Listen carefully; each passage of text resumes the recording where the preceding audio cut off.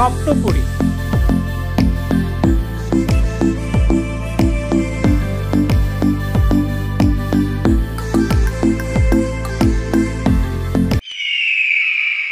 মায়াবী স্বপ্নের এক অন্য ভুবন, নির্মল নিরিবিলি স্বপ্নময় স্বপ্নপুরী তার সমস্ত সৌন্দর্য দাঁড়ি মিলে আহ্বান করছে দর্শনার্থীদের। তাই তো সারা বছর সারা দেশ থেকে হাজার হাজার ভ্রমণ পিপাসু ছুটে আসে এই স্বপ্ন জগতে, উপভোগ করে স্বপ্নপুরীর সবটুকু সৌন্দর্য।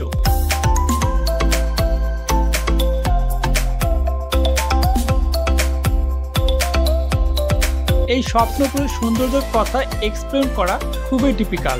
নিজের চোখে না দেখলে আসলে রিলিজ করা যায় না এটি কতটা সুন্দর।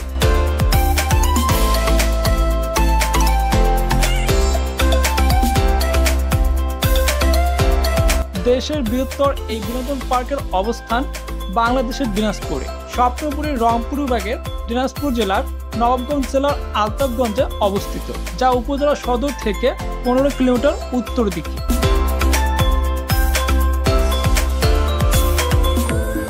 প্রবেশের শুরুতেই সুন্দর দুটি পরি দেখতে পারবেন। এটি হচ্ছে মূলত প্রবেশ গেট।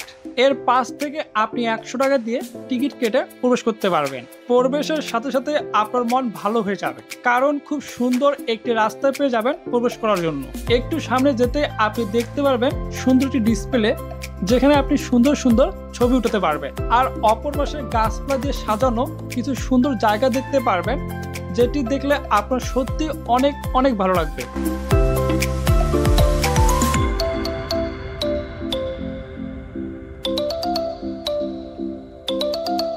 এরপর একটু সামনে যেতে আপনি দেখতে পারবেন গাছপালা দিয়ে সুন্দর করে একটি রাস্তা সাজানো রয়েছে, যেদিক দিয়ে হাঁটলেও আপনার অনেক সুন্দর লাগবে।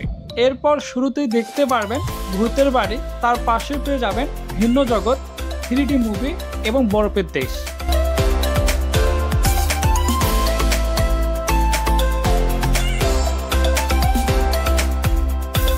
চলুন এক নজরে দেখে আসা যাক আমাদের বাংলাদেশের জাতীয় প্রতীকগুলো।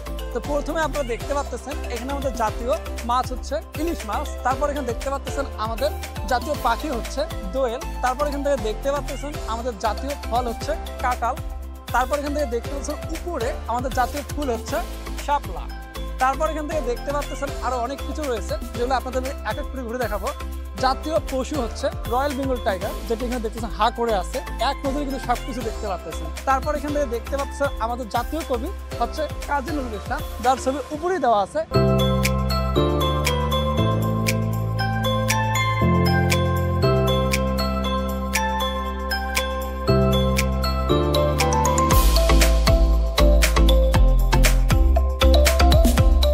আরেকটু সামনে গেলে আপনি দেখতে পারবেন বিভিন্ন ধরনের রাইড, যেমন স্পিড বোট।